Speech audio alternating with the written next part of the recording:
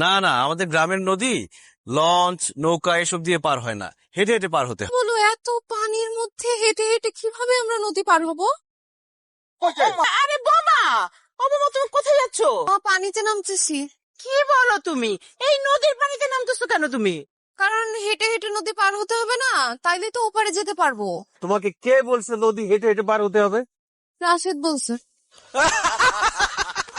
দেখো, এই যে তোমার স্বামী, আর তোমার স্বামীর বয়স 7 দিন, দেখছো? হায় আল্লাহ, চাচিমা, রাশেদের গায়ে জামা কাপড় নাই কেন? হয়েছে কি বৌমা, একটু আগেই রাশিদ বাবাজি তখন আমার কোলে মইটা দিছে। আমি জামা কাপড় পাল্টাইতেছিলাম, তখন ভাবি ছবিটা তুইলা ফেলাই। এই জন্যই তো স্মৃতি আছে, দেখো। জি জি জি জি, রাশেদ, তুমি মানুষের গায়ে পিটি করে দিতা? চাচি, আপনার না কোনো কমন সেন্স নেই, কোনো কাণ্ডজ্ঞান নেই। আমার বোর সামনে এটা বলা দরকার ছিল, দিলেন তো আমার প্রেসিস পাংচার করে। তা এত সিরিয়াস? তুমি আমার দিকে এইভাবে তাকিয়েছো কেন?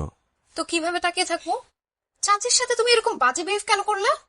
এরকম অতিরিক্ত আদর আল্লাহ আমার একদম পছন্দ না। আচ্ছা, আমার ছোটবেলার ছবি তোমাকে দেখানোর কোনো দরকার ছিল? ওনারা তোমার বাবা মায়ের মতো। বাবা মায়ের কাছে সন্তান কোনোদিন বড় হয় না। আর তাছাড়া ছবিগুলো তো আমি দেখতে চেয়েছিলাম, কারণ আমি কিউরিয়াস ছিলাম তোমার ছোটবেলার ছবি দেখার জন্য। দেখো, আমার যতদূর মনে হয়েছে তোমার চাচা চাচি খুবই ভালো মানুষ। ওনাদের সঙ্গে এরকম আর বাজে বিহেভ করবা না, প্লিজ।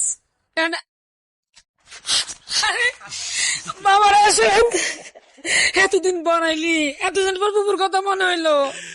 কেমনি টিয়া চাই আমার জায়গায় আসলি? আসসালামু আলাইকুম ফুপা। ভালো আছো? কাকে নিয়ে আসছি দেখো। বাড়িতে যাও না, কোনো কিছু নিয়ে রাগ করে আছো নাকি? তোমার আব্বা মা যে ঘটনা ঘটে রাখছে, রাগ না হয়ে উপায় আছে না? মানে বুঝলাম না ফুপা, আব্বা আম্মা কি ঘটনা ঘটেছে? কি ঘটনা ঘটেছে তুমি কিছু জানো না? না তো, আমি তো আসলে কিছু জানি না। কি হয়েছে বলুন তো? আহা, বাদ দাও। দরকার আছে রেশমা, রাশেদ বড় হয়েছে, বিয়ে শাদী করছে, এখন তার সবকিছু জানা দরকার। রাশেদ শুনো, তুমি যে তোমার ফুফুরে তুঙ্গ বাড়ি যাইবার কইতাছ, কই যাইব? তুঙ্গ ভারী বিটা কোনো কিছু তো তুঙ্গ নাই। মানে তোমার আব্বাই মসজিদ আর আম্বিয়ার নামে সবকিছু লিখে দিছে। কি বলেন ফুপা? ভিটা বাড়ি আব্বা কেন চাচা চাচির নামে লিখে দিবে? না না, আপনার কথা আমার বিশ্বাস হচ্ছে না। আমি জানি তুমি আমার কথা বিশ্বাস করবা না। আচ্ছা, আমার কথা বিশ্বাস না হইলে তোমার ফুফুরে জিগাও। ফুপু, ফুপা কি বলতেছে এসব? আমি আর মসজিদের নামে লিখে দিছি। আমি কত অনুরোধ করছি, পায়ে পর্যন্ত পড়ছি, ভাইজান গো এই সর্বনাশ করেন না, আপনি সব বন্ধু লিখে দিয়েন না। লেগে আমি রাগ করে বাপের বাড়িতে যাই না, মানে তোকে বাড়িতে যাই না। একটা কথা মনে রাখতো, তুই একটা কথা ক, আমি সম্পত্তির মালিক না? আমার হক নেই বাপের বাড়িতে? আমিও তো পাই সম্পত্তি, পাই না? কি করছে তোর বাপে? আমার হক নষ্ট করছে, তোর হকও নষ্ট করছে। আমার তো একটা বাপের বাড়ি আব্বা বুঝতে পারে নাই, কপাল পড়ছে, আমারও পড়ছে, তোরও পড়ছে। চিন্তা করে দেখো, তোমার আব্বে কত বড় একটা ভুল করছে। আরে এসব বাড়ি ভিটা যা কিছু আছে, কিছুদিন পর তো তুমি মালিক হইতা। অথচ দেখো, এই ছোট লোকের বাচ্চারা তোমার আব্বারে আম্মারে ভুলাইয়া বানাই। কিছু বলবি বাবা? এই মাটির ঘরটা আর টিনের ঘরটা ভেঙে ফেলতে চাই, এখানে একটা ডুপ্লেক্স বাড়ি বানাবো। কারণ টিনের ঘর মাটির ঘর আমাদের সাথে যাচ্ছে না। তুই এই বাড়ি ভেঙে কিভাবে ডুপ্লেক্স বাড়ি? এই সম্পত্তি তো আমি তোর চাচা চাচিকে লিখে দিছি। তার মানে ফুপু যা বলেছে তা সত্যি? তোমার কি মাথা ঠিক আছে বাবা? তুমি আমাদের দাদার সম্পত্তি, আমাদের সম্পত্তি কেন তাদের নামে লিখে দিছো? তো ঢাকায় থাকি, গ্রামে তো আমাদের আসা হয় না, আর এই বাড়িও আমাদের কোনো দরকার নাই। তোর চাচা চাচিকে লিখে দিলাম, তাদের সামান্য কেয়ারটেকার আমাদের বাড়ি দেখে শুনে রাখে, এই বাইরের মানুষকে আমাদের দাদার সম্পত্তি তুমি কেন লিখে দিবে? আমি এই সিদ্ধান্ত মানতে পারলাম না। তাদেরকে বলো আমাদের সম্পত্তি ফিরিয়ে দিতে। সম্পত্তি আমার বাবার, মানে আমার। কথা বলতেছিস? ঢাকা শহরে আমাদের নিজেদের কত ফ্ল্যাট বাড়ি আছে। সম্পত্তি আমি বাইরের কাউকে ভোগ করতে দিব না। এইসব ব্যাপার নিয়ে কি তুমি তাদের সাথে কথা? আমার সম্পত্তি আমি যাকে খুশি তাকে দেব, এটা দিয়ে কথা বলার তুই কে? তুমি মনে হয় ভুলে গেছো বাবা, আমি এই সম্পত্তির উত্তরাধিকারী। না, ভুলি নাই। আমি মারা গেলে তুই এই সম্পত্তি পাবি, আর আমি এখন জীবিত। আমি জীবিত অবস্থায় আমার সম্পত্তি আমি যাকে খুশি তাকে দেব, এইটা নিয়ে কোনো কথা বলার দরকার নাই। জুলেখা, এই বিষয় নিয়ে আমি এই বাড়িতে আর কোনো কথা শুনতে চাই না। আমি তো বাইরে গেলাম। তারা ছলে বলে কৌশলে বাবার কাছ থেকে সম্পত্তি লিখে নিয়েছে, এবং এই সম্পত্তি কিভাবে আদায় করতে হয় আমি খুব ভালো করে জানি। আর আপনি আমাকে বাবা বলবেন না। আপনার মতো ভণ্ড বাটপার লোভী মহিলার মুখে বাবা ডাক মানায় না। কি করছি রাশেদ বাবাজি? ও কি করেছেন সেটাই জানেন না? আপনাদের কত বড় সাহস! আপনারা আমার বাবাকে ভুলে ভালিয়ে আমাদের ভিটা বাড়ির সব সম্পত্তি লিখে নিয়েছেন। না বাবা, বিশ্বাস করো, আমরা এটা নিতে চাই নাই। বাবা মা আমাদেরকে লিখে দিতে। খবরদার, একদম মিথ্যা কথা বলবেন না। আমরা এই বাড়িতে আসার পর থেকে আপনারা যে আমাদেরকে খাতির যত্ন করছেন, রান্না করে দিচ্ছেন, মুখে তুলে খাওয়াচ্ছেন, এসব কিছু নাটক। আর এই নাটক করে আমার বাবা মাকে পটিয়ে আমাদের ভিটা বাড়ির সম্পত্তিটা লিখে নিয়েছেন, তাই না? ছি ছি ছি ছি ছি। আপনারা কি ভুলে গেছেন আপনারা এই বাড়ির চাকর বাকর? আমাদেরটা খেয়ে, আমাদেরটা পরে, আমাদের সম্পত্তি হাতিয়ে নেওয়ার চেষ্টা করেছেন, তাই না? চাচা চাচা আমাদের কাছে কিছু চাই নাই, জোরও করে নাই। আমি আর তোর বাবা মিলে ইচ্ছা করে আমাদের ভিটা বাড়ি ওদের নামে লিখে দিছি। এগুলা নিয়ে কোনো বাজে তুমি ছাড়ো আমাকে। আমার তো মনে হয় এই দুজন আমার বাবা মাকে তাবিজ করেছে, এজন্য এখনো আমার মা তাদের পক্ষে কথা বলছে। এসব গরিব অশিক্ষিত মূর্খদের লাই দিয়ে মাথায় তোলা উচিত হয়নি। তুমি ঠিক কথা কইছ। গরিব অশিক্ষিত মূর্খ সূর্খ গ্রামের মানুষ তারা স্বইচ্ছায় আমগরে লেখা দিছিলেন। আমগরে তাবিজ কবজ আমরা করি নাই। তোমরা আমগো আপন মানুষ, আপন মানুষের তাবিজ কবজ করন লাগে না। তুমি আমগরে ভুল বুঝতেছো বাবাজি। রাশেদ বাবা, তুমি যদি চাও এই মুহূর্তে সব সম্পত্তি তোমার নামে আমরা লেখা দিমু। তুই ঘরে যা, আর একটা কথা বলবি না। মা, তুমি আমাকে মাফ করো, আমি তোমার কথা রাখতে পারলাম না। এই যে আপনারা দুজন কান খুলে শুনে রাখুন, এসব মায়া কান্নার নাটক আমার সামনে করবেন না।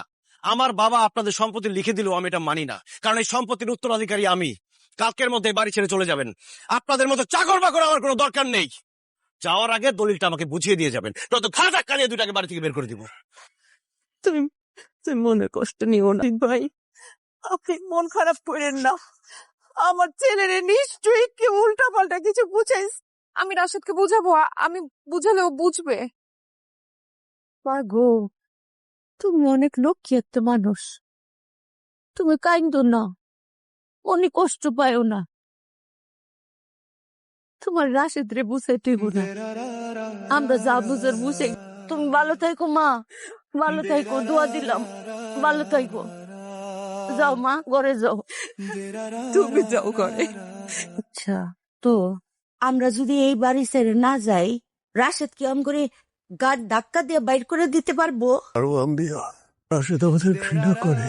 তোকে সঙ্গে কষ্ট পাই নেই, কিন্তু কলিজার ভিতরে কেমন যেন সবকিছু ভাঙ্গা খান খান হয়ে গেছে। শিশুকাল থেকে এত ভালোবাসলাম, আটা শিখাইলাম, রাশেদের ছোট্ট ছোট্ট দুই আঙ্গুল ধইরা বাবা কো আটি আটি পাপা, যেখানে খুশি সেখানে যা।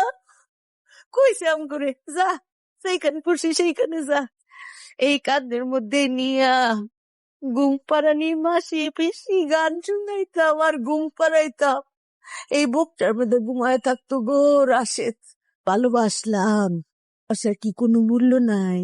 কোনো মূল্য নাই, নাই। সে তো আমাদের সন্তান, পরের সন্তান। পরের সন্তান কখনো আপন হয় না। পরের সন্তান কখনো আপন হয় না। যে কন্ত এর মতো আমার একটা সন্তান থাকলো না কেন? যে রাশেদ আম করে এত কিছু কইলো, এত অপমান করলো, আম করে চাকর বাকর অশিক্ষিত মূর্খ কত কিছু কয়ে গালিগালাজ করলো, ধাক্কা দিয়ে বাই করে দিতে চাইলো। আমগো একটা নিজের সন্তান থাকলে আজকে তো সে রাশেদের কথার জবাব দিত, আগলায় রাখতো। আমগো একটা সন্তান নাই কি রাশেদের মতো সুস্থ? এখন আমগো দুজনরে দেখে রাখবো কেডা? আপনারে দেখে রাখার মধ্যে কোনো লোভ আসিল না, সহায় সম্পত্তি কোনো কিছু লোভ আসিল না। নিঃস্বার্থ ভাবে তারে ভালোবাসছি দেখি একদিন ঠিকই বুঝবে আমগো আদর যত্ন আসল খাটি আসিল।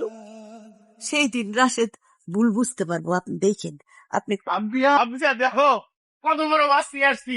আজকে তুমি রান্না করবা, আমরা সবাই মজা করে খাবো। ডেকে আর কোনো লাভ নেই। আম্বিয়ার মজিদ ভাই এই বাড়ি ছেড়ে চলে গেছে। তুমি আমাকে মারলা? আমার ইচ্ছা করতেছে তোরে জানে মাইরা ফেলাইতে। কত বড় অন্যায় করছিস, কত বড় অপরাধ করছিস। তুই জানিস কার সাথে তুই দুর্ব্যবহার করছিস, কারে তুই চাকর বাকর বলছিস। চাকর বাকর গুলা বাড়ি থেকে বের হয়ে গেছে, ঝামেলা মুক্ত হলাম। খবরদার রাশেদ, আম্বিয়ার মজিদকে কখনো চাকর বাকর বলবি না। মজিদ আর আম্বিয়া বাড়ি ছেড়ে চলে গেছে কেন? কেন আবার? আমরা এই বাড়ি ঘর ওদের নামে লিখে দিছিলাম, সেজন্য রাশেদ ওদেরকে যা মুখে আসছে তাই বলছে। অশিক্ষিত, লোভী, চাকর বাকর কত কিছু বলে অপমান করছে। এরপর বসে এই বাড়ি থেকে চলে যাইতে, যদি না যায় তাহলে বসে ঘাট ধাক্কা দিয়ে বাড়ি করে দিবে। এই অপমান সহ্য করতে না পেরে মজিদ ভাই আর আম্বিয়া এই বাড়ি ছেড়ে চলে গেছে। ভাই তোর বাবা মা। মানে এসব কি বলছো বাবা? তারা আমার বাবা মা মানে? হ্যাঁ, আমি আর জুলেখা তোর আসল বাপ মা না। বলছো এসব আমি বিশ্বাস করি না। মা বাবা এসব কি বলছে? তোর আব্বা ঠিকই বলছে রে বাবা, আমরা তোর আপন বাবা মা না। আপনাদেরকে কেন বাবা মা বলে ডাকে?